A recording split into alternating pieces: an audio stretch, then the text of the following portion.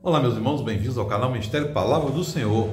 Vamos dar continuidade ao nosso estudo da Bíblia, segundo volume do livro de Reis, capítulos 6, 7 e 8. Capítulo 6, meu irmão e minha irmã, a gente vai ver mais um milagre de Deus através de Eliseu. Eliseu faz o machado flutuar, e é muito interessante essa história, né? Os discípulos do profeta disseram a Eliseu: como vês, o lugar que nos reunimos é pequeno para nós. Vamos até o Rio Jordão e cada um de nós poderá cortar um tronco para construirmos ali um lugar para reuniões. Eles queriam construir algo para a reunião porque o lugar é pequeno. E ele foi. Quando um deles estava cortando uma árvore, o ferro do machado, saiu do cabo e caiu na água. E aí ele gritou: ah, meu senhor, o machado é emprestado. O que queria fazer, né? Mas o homem de Deus, caso Eliseu, perguntou: onde caiu? E o homem mostrou onde caiu. Eliseu cortou um galho de árvore e jogou ali, fazendo o ferro flutuar. Meu irmão, minha irmã, aqui a gente vê que o Senhor demonstra sua preocupação, sua solicitude com o bem-estar dos seus servos, né? E o homem teve que pagar o machado de volta, o ferro do machado de volta. A gente vê isso aqui. E ainda nesse capítulo, a gente vai ver que o rei da Síria, né? Era o rei da Síria, que muito provavelmente era Ben-Hadad ainda, né? Estava em guerra contra Israel, né? Ele se reuniu com seus conselheiros e montou acampamento em um determinado lugar, como está escrito aqui, em tal lugar. Mas o homem de Deus mandava uma mensagem ao rei de Israel: evite passar por tal lugar, pois os arameus estão descendo para lá. Era revelado a ele o local que o arameu ia passar, né? Porque arameu e sírio é a mesma coisa, que eles falam aramaico, né? Por divina revelação do Espírito Santo de Deus, né? E aí o rei ficou zangado, porque quem está me traindo? Pensava que era uma traição de alguns dos conselheiros. E aí respondeu algum dos conselheiros: nenhum de nós, majestade. É Eliseu, o profeta, que está em Israel, que revela ao rei de Israel até as palavras que tu fala no teu quarto. E aí ordenou, o rei da Síria ordenou: descubra onde ele está para que eu mande capturá-lo. E aí, quando informaram que o profeta estava em Dotã, ele enviou para lá uma grande tropa de cavalos de guerra. Chegaram à noite e cercaram a cidade.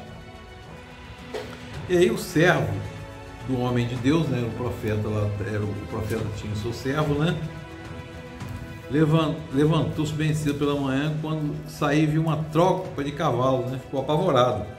Aí falou para Eliseu: o que nós vamos fazer? Eliseu foi e respondeu para ele: não tenha medo, aqueles que estão conosco são mais numerosos que eles. Quem estavam com ele? Deus e os seus anjos, né? Eliseu orou, o Senhor abriu os olhos dele para que veja. Então o Senhor abriu os olhos do rapaz, do auxiliar dele, né? E viu as colinas cheias de cavalos de guerra e fogo ao redor de Eliseu. Quando os arameus desceram em direção a Eliseu, ele orou: Senhor, fere esses homens de cegueira. Cegou eles, mas os confundiu, né? Os confundiu. E aí Eliseu apareceu para eles e disse: esse não é o caminho, nem é esta cidade que procuram. Sigam, eu os levarei ao homem que vocês estão procurando. E os guiou até Samaria. Samaria, capital de Israel do Norte, né? E lá, quando entraram na cidade, o Senhor abriu os olhos deles e viram que estava dentro de Samaria. O rei de Israel os viu, perguntou a Eliseu: devo matá-los, meu pai? Devo matá-los? Eliseu respondeu: não. O rei costuma matar prisioneiros que captura com sua espada e arco, ordenando que eles sirvam comida e bebida desde que voltem. Serviu comida e bebida a ele e voltaram, né? Uma forma, além de demonstrar piedade, uma forma de humilhação, né? E voltou. E aí pararam de invadir o território de Israel.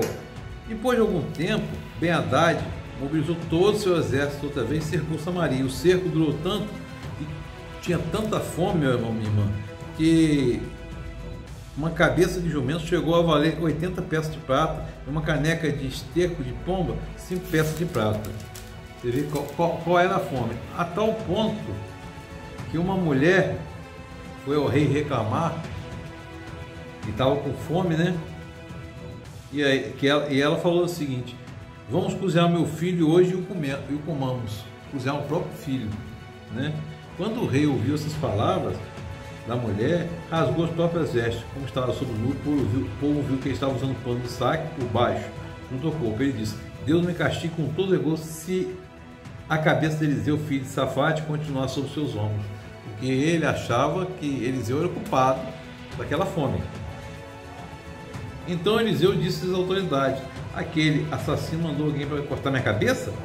Na mesma hora o rei disse: essa desgraça. Enquanto eles falavam, o mensageiro chegou. Na mesma hora o rei disse: essa desgraça vem do Senhor. Por que devo ainda ter esperança no Senhor? Aqui o rei falando, né? Porque está dizendo que a fome, reconhecendo que a fome veio do Senhor, por ordem do Senhor. Vê que Deus está sempre corrigindo a rota de Israel, né? Eliseu respondeu: ouçam a palavra do Senhor. Assim diz o Senhor: amanhã por volta dessa hora, na porta de Samaria, tanto uma medida de farinha como 2 de cevada serão vendidos por uma peça de prata. E Eliseu admitiu: você o verá com os próprios olhos, mas não comerá coisa alguma. Ou seja, advertiu ao oficial que não poderia comer coisa alguma. E aí, interessante que nesse cerco lá, tinha os 4 leprosos junto à porta lá, que estavam lá, ó. Falaram assim: se eu ficar aqui esperando comida, eu vou morrer. Se eu entrar na cidade, eu vou morrer. Então, vamos ao acampamento lá dos sírios, né? Foi para o acampamento dos sírios lá, ou arameus, né? E aí, chegaram lá, nas imediações, os leprosos entraram numa das tendas. Comeram, beberam, pegaram prata, ouro, roupa e saíram. Então disseram uns aos outros: não estamos agindo certo. Este é um dia de boa notícia, não podemos ficar calados. Se esperarmos até o amanhecer, seremos castigados. Vamos imediatamente contar tudo no palácio do rei. E eles foram. Chamaram a sentinela da porta da cidade, que leproso não podia entrar, né? Era condenado ao exílio, né? E nem podia conviver. Havia apenas cavalos, jumentos estavam amarrados. Os sentinelas da porta proclamaram a notícia que foi anunciada dentro do palácio. O rei se levantou à noite e disse aos seus conselheiros: eu lhe explicarei o que os arameus planejaram. Como sabem, estamos passando fome. Deixaram o acampamento e se esconderam no campo, pensando: com certeza eles sairão e então pegarão os rios e entraremos na cidade. Um de seus conselheiros respondeu: manda que alguns homens apanhem 5 cavalos que restam na cidade, porque já haviam comido quase tudo, tanta fome, né? E aí foram. E aí, meu irmão, foram descobrir o que aconteceu. Eles seguiram as pegadas do exército até o Jordão e encontraram todo o caminho cheio de roupas e armas que os arameus haviam deixado para trás enquanto fugiam. O mensageiro relataram tudo que tinha visto ao rei. O povo saiu e saqueou o acampamento dos arameus. Assim, tanto uma medida de farinha como 2 de cevada passaram a ser vendidas por uma peça de prata e uma peça conforme o Senhor tinha dito. Veio que o cumprimento da profecia do Senhor, né? E tinha um oficial que tinha contestado Eliseu, o homem de Deus, perguntando: ainda que o Senhor abrisse as comportas do céu, será que isso poderia acontecer? O homem de Deus havia respondido: você verá com os próprios olhos, mas não comerá coisa alguma. E foi exatamente isso que aconteceu, pois o povo pisoteou junto à porta da cidade. Ele morreu. O povo pisoteou aquele oficial do rei. A gente vê que o cumprimento da profecia do Senhor, né? E no capítulo 8 a gente vê lá que a sunamita, aquela que teve o filho ressuscitado, Eliseu tinha alertado ela que fosse morar no estrangeiro por causa da fome. E quando voltou, passou 7 anos na terra dos filisteus. Ela foi para a terra dos filisteus, passou 7 anos lá. E quando voltou, 7 a gente vê ser um sinal, sempre um sinal de completude, de ação completa, né? De perfeição. Ela fez um apelo ao rei para readquirir sua casa, sua propriedade. E o rei estava conversando com Geazi, Céu, o nome dele, e disse: conte-me sobre os prodígios que Eliseu tem feito. E aí é devolvido a sunamita toda a sua terra, toda a sua propriedade. Por essa ocasião, Eliseu vai a Damasco, capital da Síria, né? foi até lá, e Ben-Hadad, o rei da Síria, estava doente. E disseram ao rei: o homem de Deus está aí. E ele ordenou a Azael, que era o secretário dele lá, né? Vai encontrar-se com o homem de Deus e leve-lhe um presente. Consulte o Senhor por meio dele. Você vê que até os idólatras se dobram ao Senhor, né? Perguntou-lhe: vou me recuperar da doença? E aí Eliseu disse que ia se recuperar. Azael perguntou a ele e ele disse que iria se recuperar da doença. E Eliseu disse: vai, com certeza te recuperará. No entanto, o Senhor me revelou que de fato vai morrer. Eliseu ficou olhando fixamente para Azael para deixá-lo constrangido, até deixá-lo constrangido. Então o homem de Deus começou a chorar e perguntou: por que tu choras, meu senhor? Azael perguntando a Eliseu. E aí o que acontece? Por que o senhor está chorando? Porque sei das coisas terríveis que você fará aos israelitas. Você incendiará as fortalezas, matará seus jovens à espada. Azael disse: como eu poderia fazer isso tudo? Porque eu não passo de um cão. Como realizarei algo assim? Eliseu respondeu a ele: que você se tornará rei da Síria. E foi o que aconteceu. No dia seguinte, ele apanhou Azael por um cobertor lá, encharcado, sufocou o rei até matá-lo. E Azael foi seu sucessor, né? E aí, no quinto ano do reinado de Jorão, filho de Acabe, rei de Israel, Josafá ainda era rei em Judá. Jeorão, seu filho, começou a reinar em Judá, porque Josafá estava muito velho. Começou a reinar em Judá. Tinha 32 anos quando começou a reinar. Reinou por 8 anos em Jerusalém. Andou, e aí que, meu irmão, vem a condenação, andou nos caminhos dos reis de Israel, como a família de Acabe havia feito. Se casou com uma filha de Acabe. E fez o que o Senhor reprova, né? Fez o que o Senhor reprova. E nos dias de Jeorão, os edomitas se rebelaram contra o domínio de Judá, proclamando seu próprio rei. Por isso, Jeorão foi a Azaí com todos os seus carros de guerra, e lá os edomitas cercaram Jeorão, os chefes de carro de guerra, mas ele os atacou de noite e rompeu o cerco, e fugiu para casa, né? Fugiu para casa. E aí, meu irmão, minha irmã, os demais acontecimentos do rei de Jeorão, todas as suas realizações estão escritas no livro histórico dos reis, né? E o seu sucessor foi Acasias, né? Seu filho. Acasias se torna rei de Judá.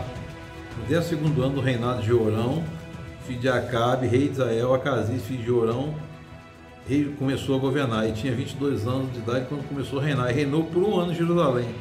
O nome da sua mãe era Atalia, neta de Onri, rei de Israel. Ele andou também nos caminhos de Acabe. Ou seja, a família fez o que o Senhor reprova, né? Acasias aliou-se a Jorão, filho de Acabe, saiu em guerra contra Israel, o rei da Síria, em Ramote-Gileade. Jorão foi ferido, voltou a Jezreel para recuperar os ferimentos sofridos em Ramote, na batalha contra Israel, rei da Síria. Acasias, rei de Judá, foi a Jezreel visitar Jordão, que se recuperava dos seus ferimentos. E aí a gente vai ver que Jeú é consagrado rei em Israel, né? É consagrado rei em Israel. Quando chegou lá, quando Eliseu fala assim, chamou um dos seus discípulos e disse: põe a capa por dentro do cinto, pegue esse vaso de óleo, vá a Ramote-Gileade. Quando chegar lá, procure Jeú, filho de Josafá, neto de Nise, e dirija-se a ele, né? E o unja com óleo. Usou o óleo para ungir Jeú. Ungiu Jeú e disse assim: assim diz o Senhor, eu estou ungindo sobre você, sobre Israel, você será rei. Em seguida, abriu a porta e fuja sem demora. Abra a porta e fuja sem demora. E aí, meu irmão, minha irmã, a gente vai ver que existe a profecia que a família de Acabe morrerá toda. Todos os sexos masculinos morrerão. Jezabel será devorada por cães no terreno em Jezreel, e ninguém a sepultará. Quando voltou Jeú para junto dos outros oficiais do rei, um deles lhe perguntou: está tudo bem? O que esse louco queria com você? Jeú respondeu: vocês conhecem essa gente, sabe das coisas que ele diz. Mas insistiram, não nos engane, conte o que ele disse. E Jeú contou a todo mundo que havia. Assim disse o Senhor: eu estou ungindo o rei de Israel. Imediatamente eles pegaram seus mantos, se estenderam sobre os degraus diante dele. Em seguida tocaram a trombeta e gritaram: Jeú é rei. E aí a gente vai ver em seguida a morte de Jorão e de Acasias. Então Jeú, filho de Josafá, neto de Nis, começou uma conspiração contra o rei Jorão na época, em que este defendia com todo Israel Ramote Gileade, contra Azael, que ainda era rei da Síria, né? O rei Jorão tinha voltado de Jerel para recuperar-se dos ferimentos sofridos na batalha contra Azael, rei da Síria. Jeú propôs: se você me apoia, não deixe ninguém sair escondido da cidade para nos denunciar em Jerel. Então ele subiu seu carro e foi para Jerel, porque Jorão estava lá se recuperando. Acasias, rei de Judá, tinha ido visitá-lo. Quando, meu irmão, um cavaleiro saiu, foi ao encontro de Jeú e disse: o rei pergunta se você vem em paz. E ele disse: não me venha falar de paz.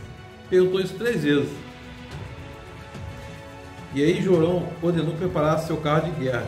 Assim que ficou pronto, Jorão, rei de Israel, e Acasias, rei de Judá, saíram cada um em seu carro ao encontro de Jeú. Eles o encontraram na propriedade que havia pertencido a Nabote.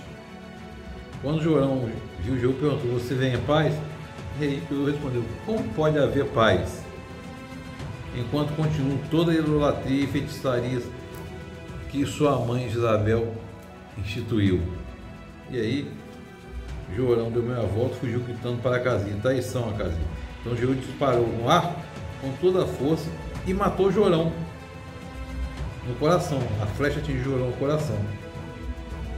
E aí vocês vão ver, meu irmão, que em seguida Jeú vai para Jerel, e ao saber disso Jezabel pinta os olhos, arruma o cabelo, né? Ficou lá olhando de uma janela do palácio. Quando Jeú passou pelo portão, ele gritou: como vai? Ela gritou: como vai, Zinri, assassino do meu senhor, do seu senhor? Então ela ergueu os olhos para a janela e gritou: quem de vocês está ao meu lado? Os 3 oficiais olharam para ela. Então Jeú ordenou: joga essa mulher para baixo. E jogou ela para baixo. E os cachorros lamberam o sangue e comeram pedaços dela, e não foi encontrada para sepultar inteira. E os seus restos mortais serão espalhados no terreno, como esterco no campo, de modo que ninguém seria capaz de dizer: esta é Jezabel. E a gente viu que triste fim de Jezabel. Deus abençoe a vida de vocês, que a gente sempre ame no propósito de Deus.